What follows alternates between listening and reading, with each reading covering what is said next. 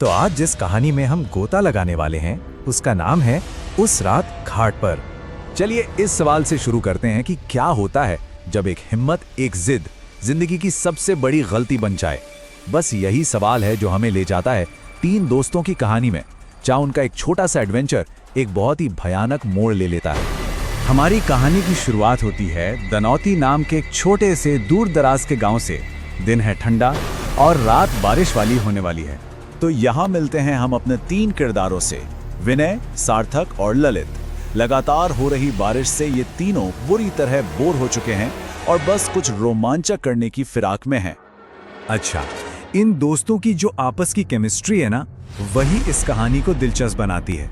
एक तरफ है विनय जिसे हर चीज में थ्रिल चाहिए, और दूसरी तरफ है ललित जो बहुत ही डरपोक और थोड़ा शक्की किस्म का है। तो इस बोरियत को तोड़ने के लिए विनय एक आइडिया देता है, एक बड़ा ही हिम्मत वाला आइडिया। चलो नाव लेकर नदी में मछली पकड़ने चलते हैं, वो भी आधी रात को।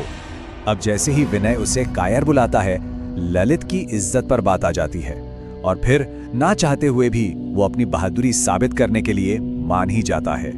लेकिन रात में मछली पकड़ने के लिए उन्हें नाव और जाल तो चाहिए था, और ये चीजें गांव में सिर्फ एक ही इंसान के पास थी, एक बूढ़ा मछुआर।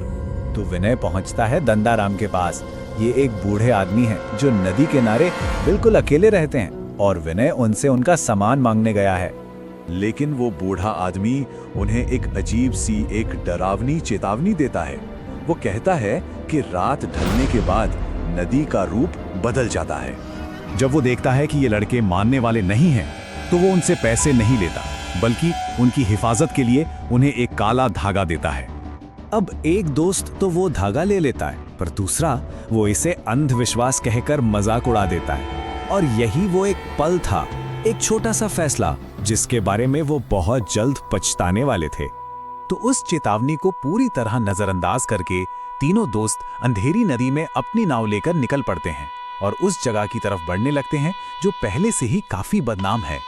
मछली की तलाश करते करते वो नदी के सबसे खौफनाक हिस्से में पहुंच जाते हैं, शमशान घाट। काफी देर तक कुछ हाथ नहीं लगता, लेकिन फिर कई नाकाम कोशिशों के बाद सार्थक को जाल में कुछ भारी महसूस होता है। जाल एकदम भारी था, उनकी उम्मीदें बढ़ गईं। तो आखिर में उनके जाल में फंसा क्या था? वो कोई मछली नहीं थी, नहीं। जब उन्होंने जाल को ऊपर खींचा तो अंधेरे में जो चीज उनके सामने आई उसने उनके होश उड़ा दिए। इस भयानक खोज के बाद डर ने उनकी नाव को पूरी तरह से जकड़ लिया। अब ये मछली पकड़ने का खेल नहीं था, अब ये जान बचाने की लड़ाई थी। वो अभी सदमे से बाहर निकले भी नहीं थे कि अंधेरे में से एक अजीब, एक खौफनाक आवाज गूंजने लगती है। और उनका सबसे बुरा सपना तब सच हो जाता है जब उन्हें उस आवाज का स्रोत दिखाई देता है। सफेद साड़ी में एक औरत जिसका कोई सिर नहीं था। बस फिर क्या था, वो घबराहट में नाव से कूदकर अपनी जान बचाने के लिए भागते हैं और आखिरकार उन्हें एक घर में पनाह मिलती है, जहां एक आदमी उन्हें अंदर बुला लेता है। वो अजनबी उन्हें उस भूत के पीछे की पूरी कहानी बताता है, एक ऐसी लड़की की दर्दनाक कहानी जिसकी आत्मा आज भी भटक रही है। उस भयानक रात ने दोस्तों पर एक ऐसी छाप छोड़ी जिसे वो कभी नहीं भूल सकते। लेकिन इससे उन्हें सबक क्या मिला?